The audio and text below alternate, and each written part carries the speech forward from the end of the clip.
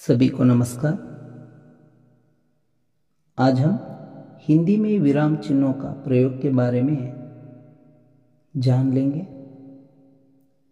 अविराम का मूल अर्थ है ठहरना, रुकना, आराम। ವಿರಾಮದ ಮೂಲ अर्थ निल्लुವುದು ಅಂತೇಳಿ। हम बोलते समय या दूसरों से बात करते समय बीच बीच में रुक जाते हैं। हम दूसरों से बात करते समय बीच बीच में रुक जाते हैं। कभी हम उतार चढ़ाव के साथ अपनी बात कहते हैं।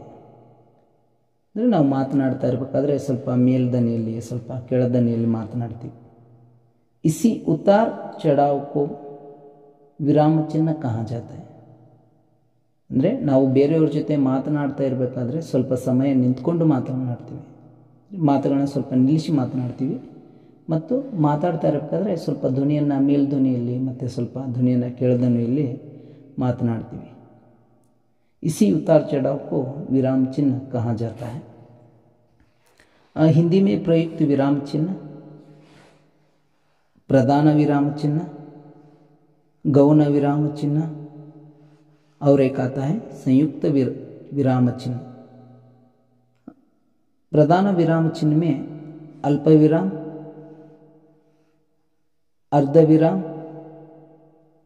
अपूर्ण विराम और पूर्ण विराम। निर्देशक चिन्ह में निर्देशक चिन्ह, योजक चिन्ह, प्रश्नवाचक चिन्ह, विस्मयादि बोधक चिन्ह, कोष्टक, सिंगल इन्वर्टेड कॉमा, इकार अवतरण चिन्ह। संयुक्त चिन्ह में उद्धरण चिन्ह, विवरण चिन्ह, लोप निर्देशक चिन्ह, लाघव चिन्ह, पुनरुक्ति चिन्ह, तुलना सूचक चिन्ह, समाप्ति सूचक चिन्ह, हंसपाद, अपूर्णता सूचक चिन्ह। अब हम विराम के प्रयोग के बारे में जानकारी प्राप्त करेंगे। पहला है अल्प विराम। अल्प विराम जहाँ हमें थोड़ी देर के लिए रुकना होता है। जहाँ हमें थोड़ी देर के लिए रुकना होता है। थोड़ी देर के लिए रुकना। उदाहरण के लिए राम, लक्ष्मण, भरत, शत्रुघ्न, राजा दशरथ के ये 4 पुत्र थे। 13 जून 1950। अगला है अर्धविराम। अर्धविराम जहाँ अल्प विराम की तुलना में कुछ अधिक देर रुकना होता है। जहाँ अल्प विराम की तुलना में कुछ अधिक देर रुकना होता है। राकेश जब परीक्षा में उत्तीर्ण हुआ। राकेश जब परीक्षा में उत्तीर्ण हुआ तो खुशियाँ मनाई गई, मिठाइयाँ बांटी गई। इस प्रकार हम इस विराम चिन्ह का प्रयोग करते हैं। अगला है पूर्ण विराम। अगला है पूर्ण विराम। कन्नड़ में पूर्ण विराम ऐसा आता है। इसका प्रयोग वाक्य की पूर्णता पर होता है। इसका प्रयोग वाक्य की पूर्णता पर होता है। तुम आम मत खाना। तुम आम मत खाना। हिंदी हमारी राष्ट्रभाषा है। हिंदी हमारी राष्ट्रभाषा है। अगला है अपूर्ण विराम। अगला है अपूर्ण विराम।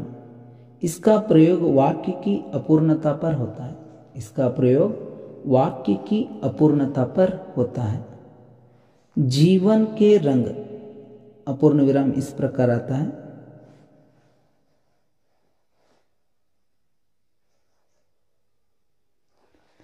जीवन के रंग हंसी, खुशी और गम, विज्ञान, वरदान या अभिशाप। विज्ञान, वरदान या अभिशाप।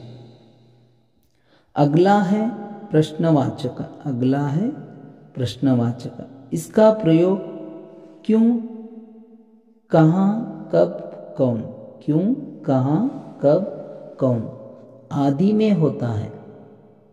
तुम कहाँ जा रहे हो, तुम कब आए। अगला है निर्देशक चिन्ह। निर्देशक चिन्ह इस प्रकार आता है। यह परिवर्तन भावगत परिवर्तन की दशा में होता है, यानी किसी के द्वारा कही बात को दर्शाने के लिए, किसी के द्वारा कही बात को दर्शाने के लिए। तुम मुझे खून दो, मैं तुम्हें आज़ादी दूंगा। तुम मुझे खून दो, मैं तुम्हें आज़ादी दूंगा। इस वाक्य को सुभाष चंद्र बोस जी ने कहा था। स्वतंत्रता मेरा जन्मसिद्ध अधिकार है। स्वतंत्रता मेरा जन्मसिद्ध अधिकार है। ಈ ವಾಕ್ಯವನ್ನು ಯಾರು ಹೇಳಿದ್ದಾರೆ ಅಂತೇಳಿ ನೀವು ಕಮೆಂಟ್ ಬಾಕ್ಸಲ್ಲಿ ಕಮೆಂಟ್ ಕೂಡ ಮಾಡ್ಬೋದು। अगला है पृथ्वीराज रासो चंद बरदाई। अगला है पृथ्वीराज रासो चंद बरदाई। अगला विराम चिन्ह है योजक चिन्ह। अगला विराम चिन्ह है योजक चिन्ह। निर्देशक चिन्ह से भी थोड़ा छोटा होता है योजक चिन्ह। इसका प्रयोग दो पदों के बीच होता है। इसका प्रयोग दो पदों के बीच होता है, जैसे माता पिता, धर्माधर्म, रात दिन। अगला है विस्मयादि बोधक चिन्ह। अगला है विस्मयादि बोधक चिन्ह इस प्रकार आता है। इस चिन्ह का प्रयोग हर्ष, शोक, द्रुणा, भय, आश्चर्य, संबोधन आदि के लिए होता है। इस चिन्ह का प्रयोग हर्ष, शोक, द्रुणा, भय, आश्चर्य, संबोधन आदि के लिए होता है। आहा कितना सुहावना मौसम है। हाय राम वह मर गया। छी छी कितनी बदबू है। अगला है कोष्ठक चिन्ह। कोष्ठक चिन्ह इस प्रकार आते हैं।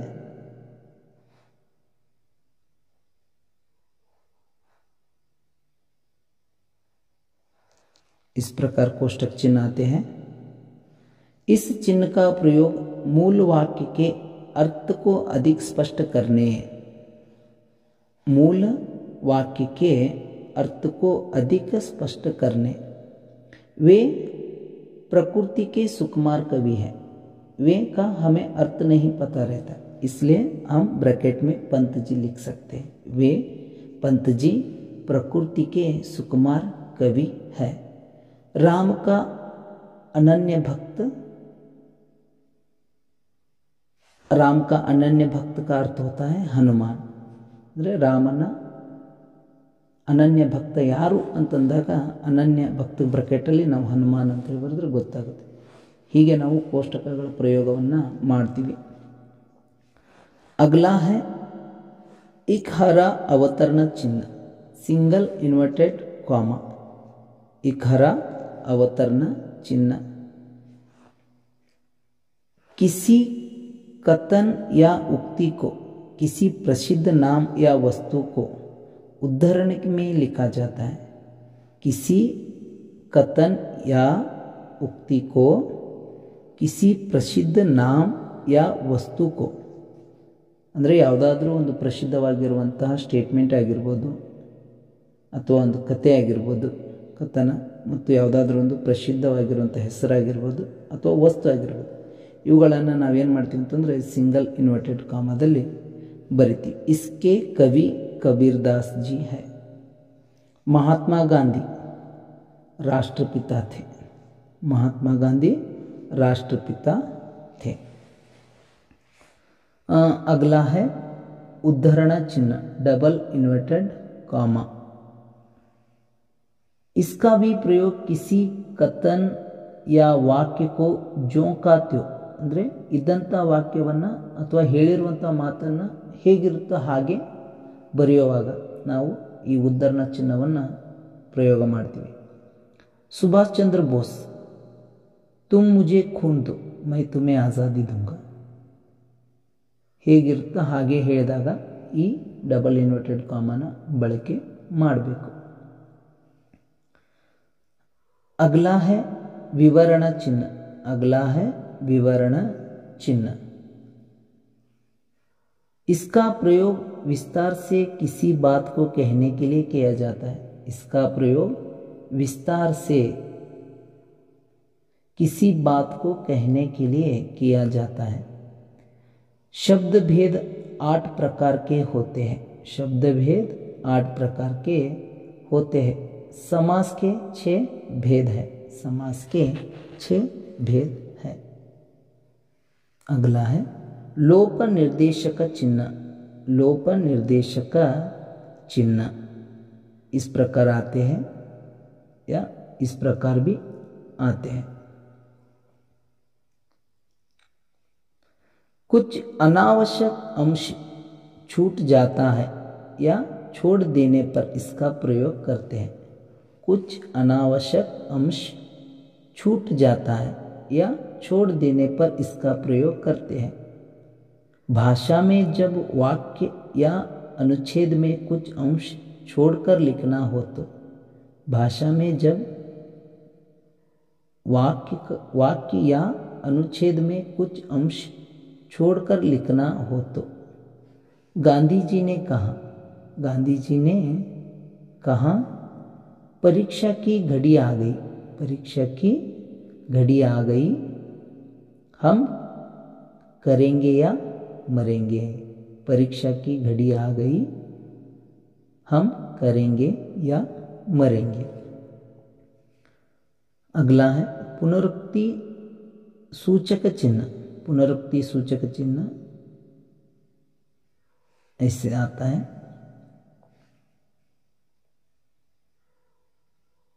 इस प्रकार इसका प्रयोग किसी बात को दोहराने की जगह किया जाता है. इसका प्रयोग किसी बात को दोहराने की जगह किया जाता है. ऊपर लिखे किसी वाक्य या वाक्य के अंश को ऊपर लिखे किसी वाक्य या वाक्य के अंश को दोबारा लिखने का श्रम बचाने के लिए करते हैं. जैसे राम 100 रुपये, श्याम भी 100 रुपये, प्रकाश भी 100 रुपये, आकाश 50 रुपये. इस प्रकार ಮೇಲೆ ಇದ್ದಿರೋದನ್ನ ಹೇಗಿರುತ್ತೆ ಹಾಗೆ ಬರೆಯೋಕೆ. अगला है तुलना सूचक. तुलना सूचक ಈ ತರ ಬರುತ್ತೆ. तुलना सूचक इसका प्रयोग बराबरी को दर्शाने के लिए इसका प्रयोग बराबरी को दर्शाने के लिए किया जाता है. परा प्लस जय पराजय. परा प्लस जय पराजय. 2 × 2 = 4. ऐसा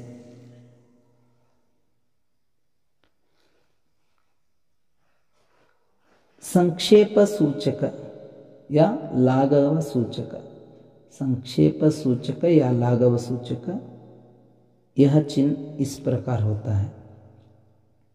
किसी शब्द का संक्षिप्त रूप लिखने के लिए किसी शब्द का संक्षिप्त रूप लिखने के लिए अब हमें डॉक्टर लिखना है. हम डॉक्टर को पूर्ण रूप से नहीं लिखते. इस प्रकार लिख सकते हैं. प्रोफेसर प्रोफेसर का. उत्तर प्रदेश को हम इस प्रकार लिख सकते हैं.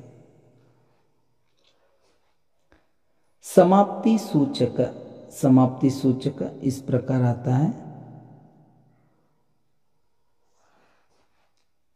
चिन्ह का उपयोग बड़े लंबे लेख, कहानी, अध्याय अथवा पुस्तक के अंत में करते हैं।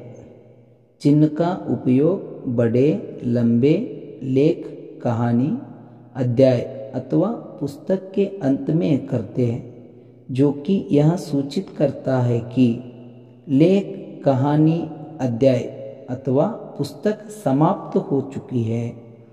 लेख, कहानी, अध्याय अथवा पुस्तक समाप्त हो चुकी है। वह घर चला गया, उसके बाद कहानी खत्म हो गई, तब हम इस चिन्ह का प्रयोग करते हैं। अगला है हंसपाद, काकपाद। यह चिन्ह इस प्रकार होता है। त्रुटिबोधक चिन्ह भी कहा जाता है। जब किसी वाक्य अथवा वाक्यांश में कोई शब्द अथवा अक्षर लिखने में छूट जाता है, तो छूटे हुए वाक्य के नीचे हंसपाद चिन्ह का प्रयोग कर छूटे हुए शब्द को ऊपर लिख देते हैं। जब किसी वाक्य अथवा वाक्यांश में कोई शब्द अथवा अक्षर लिखने में छूट जाता है, तो छूटे हुए वाक्य के नीचे हंसपाद चिन्ह का प्रयोग छूटे हुए शब्द को ऊपर लिख देते हैं। उदाहरण के लिए, राम कल जाएगा। दिल्ली को हम छोड़े थे, इसलिए वहाँ पे हंसपाद चिन्ह का प्रयोग करके दिल्ली ऊपर लिखा गया है। राम कल दिल्ली जाएगा। वह घर वापस जा रहा था। वह घर वापस जा रहा था। अपूर्णता सूचक चिन्ह। अपूर्णता सूचक चिन्ह इस प्रकार आता है। जब कोई बात पूर्ण न कहकर बीच में अपूर्ण छोड़ दी जाती है। जब कोई बात पूर्ण न कहकर बीच में अपूर्ण छोड़ दी जाती है, तो वहाँ दर्शाने के लिए उसका प्रयोग होता है। चारु चंद्र की चंचल किरणें अपूर्ण है, स्वच्छ चांदनी बिछी हुई है। इस प्रकार हम विराम चिन्हों का प्रयोग करते हैं। आपको विराम चिन्ह और चिन्ह किस प्रकार का होता है उसको आप याद रख लेना है। ಈ ವಿಡಿಯೋ ನಿಮಗೆ ಇಷ್ಟ ಆಗಿದ್ರೆ ದಯವಿಟ್ಟು ಲೈಕ್ ಮಾಡಿ, ಕಮೆಂಟ್ ಮಾಡಿ, ಶೇರ್ ಮಾಡಿ ಮತ್ತು ಸಬ್ಸ್ಕ್ರೈಬ್ ಮಾಡಿ ಅಂತ ಹೇಳ್ತಾ ಮುಂದಿನ ತರಗತಿಯಲ್ಲಿ ಸಿಗೋಣ. ಜೈ ಹಿಂದ್, ಜೈ ಕರ್ನಾಟಕ.